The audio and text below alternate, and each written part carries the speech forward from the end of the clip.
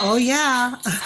It is that time, everybody. It is that time. Welcome again to another edition of Maryland's Cafe Society Radio on YouTube. Yeah, it's the New Year's edition 2022. Oh, my goodness. Let me change the date on my notes. It is 2022. How are you? How have you been? How was your holidays? How was your Christmas? Your Kwanzaa? All of that, your New Year's celebration. Listen, I hope it was good. I'm well. I am well.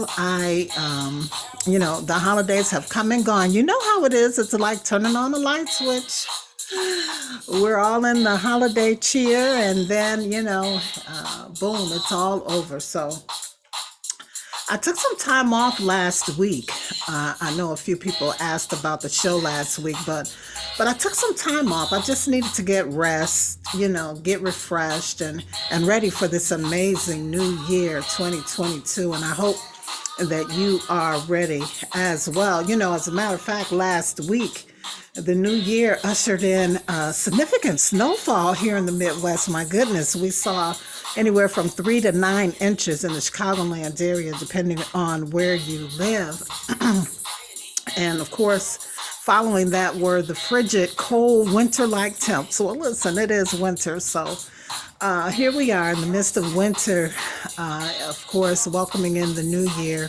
And I'm just popping in. It's going to be, an edited version of the show, so to speak. We'll bring you the full show next week. But this, of course, will just be an edited a version or a edition of the show. I just wanted to pop in.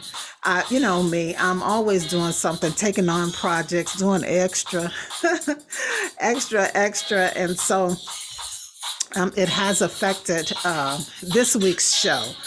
But we will be back on track next week, I promise. And as for the video, well, listen, again, as I just said, I have been super busy with work and some other things I got going on. And so it's been a bit much for me lately to do the on camera part of the show, because it requires a lot if I want it to look decent. And so I'm just doing it like this for now. I hope you don't mind, but we'll get back to the video soon. I promise.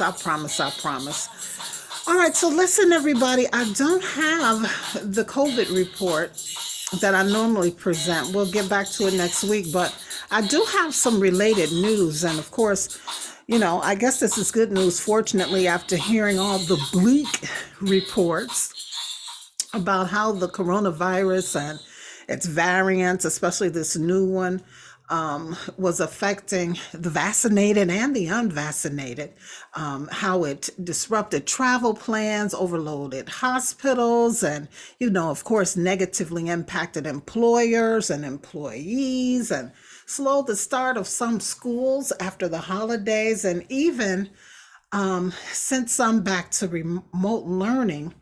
After all of that, it seems that we have turned the corner. Don't get too excited. But there are some reports out there that we can take a sigh, a breath of relief, because it appears that everything has peaked. The number of cases and deaths are leveling off and in some cases dropping. So, let's keep our fingers crossed and pray that that is in fact the case. Now, in other COVID related news, this one involves federal mandates. This is good news for those who have the health insurance. I'm not sure how the private health insurers feel about this, but they are expected to cover up to 8 home COVID-19 tests per month for their customers starting Saturday. So again, this is all part of the federal mandate. And I guess it's specifically targeting the unvaccinated because those are the ones who have to succumb to the weekly tests. And possibly even the vaccinated who have symptoms or may have been exposed to someone with COVID. And so, they have to perform the weekly test. And, sometimes there's families involved. You have two, three, four, five, maybe even six or more people in the household. And those tests can be pretty costly. And so this is going to take some pressure off of individuals and families who would normally have to pay for these tests themselves. So I guess that's some good news. All right. And so, as we continue to push through this pandemic, everyone, I just encourage you to continue to stay safe and protected. Wear your mask, social distance, keep your hands washed, all of that good stuff. All right. All right. And I thought this was important to know, or at least to bring to mind the tax filing season will open on January 24th and close on April 18th, everyone. So, in fact, the Treasury Department here in the United States reported just on Monday that the agency has had a rough year and taxpayers should expect delays as returns are processed. Now, they're saying this is all because of budget cuts and pandemic-related staffing shortages. It's all created a backlog, and they're estimating that that backlog is roughly about 8.6 million. Yeah, 6 million returns that they still have to process. Now, typically that number is around a million from the prior tax year as we approach a new tax season, but 8.6 million this go around. So, the Treasury Department is encouraging everyone to, of course, if you want, your returns quickly and faster, to make sure that you file early, file online, and be sure to request that your refund is directly deposited into your bank account. That's just the way to go. And that should, expedite things for you. Now, if you're doing it any other way, there will definitely be some delay. All right. So just keep that in mind. All right. And of course, as we closed out the holiday shopping season, and of course, since the pandemic started, they've noticed, experts in retail and business have noticed that consumers have become more addicted to convenience. Yeah, in all aspects of life. And as a result, in 2021, retailers have experienced a huge increase in buy online, pick up in store services, right? In fact, Walmart is leading the pack. They made up 25.4% of all BOPIS in 2021, totaling about $20 billion in sales, just to give you some perspective.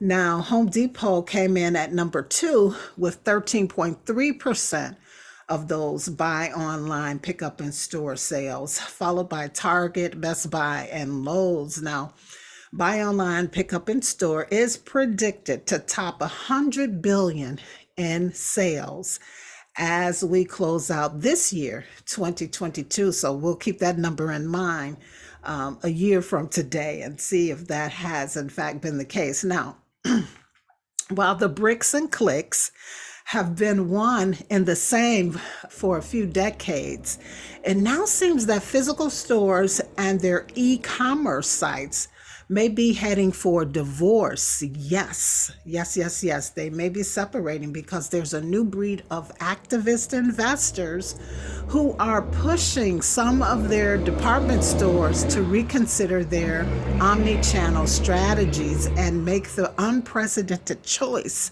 to spin off the online businesses from physical stores. Yeah. I think Macy's is one, and there's many other retailers who are faced with that dilemma now. Some of the retail analysts out there and business experts are saying that they don't think the move will serve the retailer or the retailer's customers' best interest. Yeah, because I'm trying to, in my head, imagine that, you have the Walmart.com and then you have the Walmart stores. So how do you separate the two? It's impossible, right? I mean, all things are possible, but it just seems like it doesn't make good sense. But again, this new breed of activist investors are trying to make it make sense. And so we'll see how this potential separation of .coms from the actual physical store is going to pan out. I just can't see it. To me, it doesn't make sense, but we'll see. We'll see. All right. And for those who have been following, what's going on with our food, I've kind of been keeping an eye on it for, I don't know, since around 2008, 2009. But here's some latest news. There's going to be some new labeling that's going into effect this month, the start of this new year. And it's all controversial, this scientifically altered foods. We were calling them GMOs for so long, but now they're saying that the new labeling will say bioengineered instead of genetically modified organisms or GMO. So, yeah, remember we talked about this a couple of times on the show over the years, how important it was to look for GMO when you were shopping for various types of food items, because that would give you the heads up. Well, first of all, there was the big debate on whether or not the products should be labeled. And then, of course, thank goodness, the labeling finally happened, because, we all felt like people needed to know if they were eating something that was genetically modified. Well, now it looks like the labeling will still take place, but instead of using GMO or the words genetically modified organisms, you're going to see the word bioengineered. So when you see bioengineered, you will know that the food has been altered in some kind of way and that it's not fully natural. Okay. So, just FYI on that. Okay, and as for the stock market report, we're going to bypass that today. Remember, I'm just kind of popping in after all of the holiday breaks and all of the activity that was going on in the last 2 weeks or so, just popping in for the first of the year. I do want to share some other news. This, of course, we are anticipating 2022 to be much better than the last 2 years that we've experienced. But so far, we've kind of been hit, particularly those in the entertainment industry and their families and loved ones have been hit with a whirlwind of bad news just in the last, 10 days of 2022. First of all, we heard that iconic actress, comedian, and animal rights advocate Betty White passed on New Year's Eve. Now, of course, the Golden Girl, she was the last of the Golden Girls. She would have turned 100 years old on January 17th had she still lived. And of course, there was all kind of celebrations being planned for her. In fact, she had recently posted on her social media that there was going to be a documentary of her life called Betty White, 100 Years Young, a birthday celebration. And of course, it was expected to hit the theaters on January 17th. Now, whether or not that's still going to happen remains to be seen. But I know that, those who are involved in that project will probably still kind of make sure it's going to happen. In fact, there have been all kinds of things happening in her honor since her passing. But just to back up a little bit and let you know a bit about Betty White, since starting her career in the 1930s, she never lacked work. Can you imagine that? Particularly in that particular industry and line of work, from the 1930s all the way to present day, or her passing, she never lacked work. She was always working. She appeared on the big and small screens as well as on stage and radio. And in the last decade, She experienced a strong career resurgence. She won, of course, SAG Awards for her role on NBC's comedy joke show Betty White's Off the Rockers, and she became the oldest person ever to host Saturday Night Live in 2010. She also won an Emmy for that appearance. Now, over the span of her career, she has collected 5 Primetime Emmy Awards and 2 Daytime Emmy Awards, among countless other accolades and honors. Betty White was born in Oak Park, Illinois on January 17th, 2022. In fact, Oak Park, the city of Oak Park, or is it a village? I think it's city status now. They are in the midst of planning all kinds of events and tributes to Betty White as we speak. All right, and then on January 6th, just shy of a week later, we learned that Sidney Poitier passed. Now, of course, he was 94 years old and he was legendary. Sidney Poitier was the first Black actor to win an Academy Award. He, of course, paved the way for other Black actors in the film industry. He played a prominent role in civil rights movement in the 50s, 60s, 70s, and beyond. He served as ambassador of Japan. He was granted knighthood from Queen Elizabeth, and just so much Sidney Poitier accomplished in his 94 years of living. Now, he was born on February 20th, 1927 in Miami, Florida. Listen to this, while his parents were in the United States visiting from their homeland in the Bahamas. So, they actually resided in the Bahamas, but his family took a trip to Miami, Florida. He wasn't due for a whole 3 months, but he came early and was born in the United States. And so he had dual citizenship in the Bahamas and here in the United States.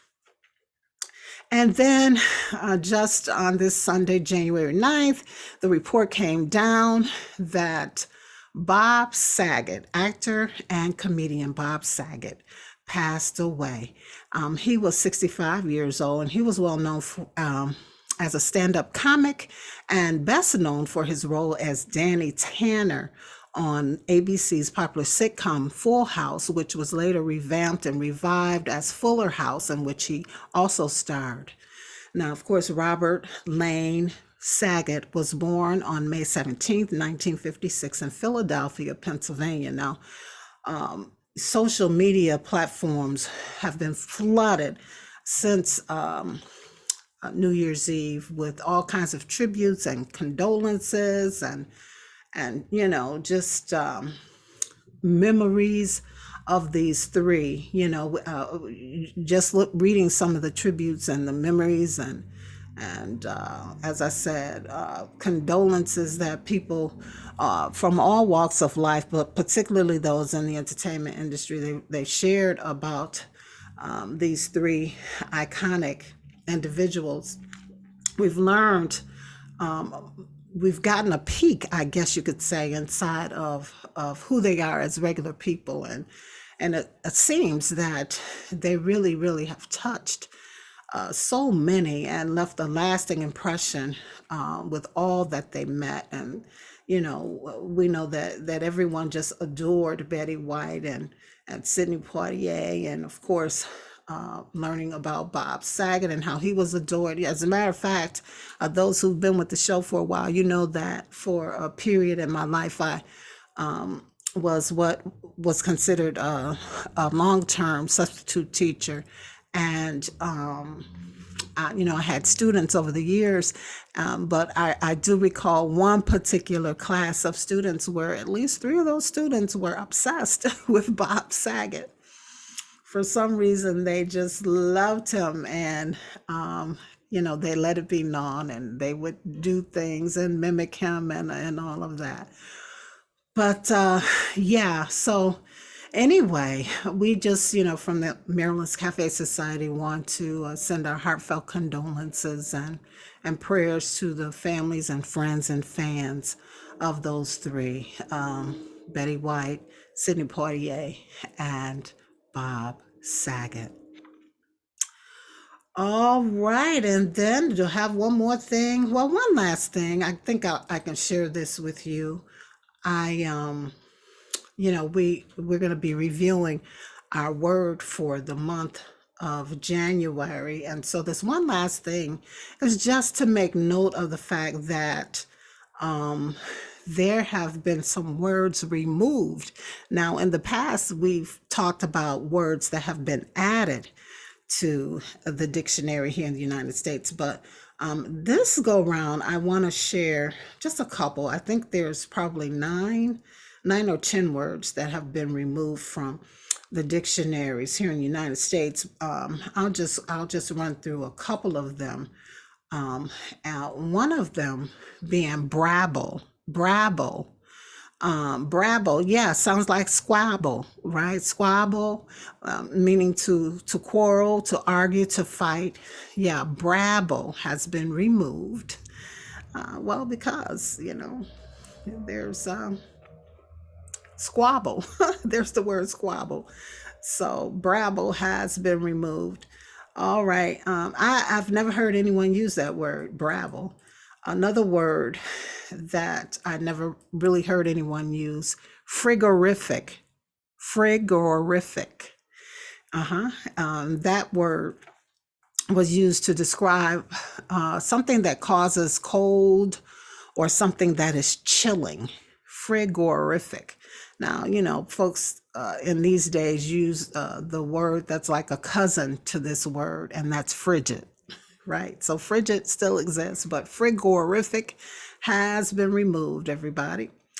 Another word that has been removed is supererogation. Supererogation.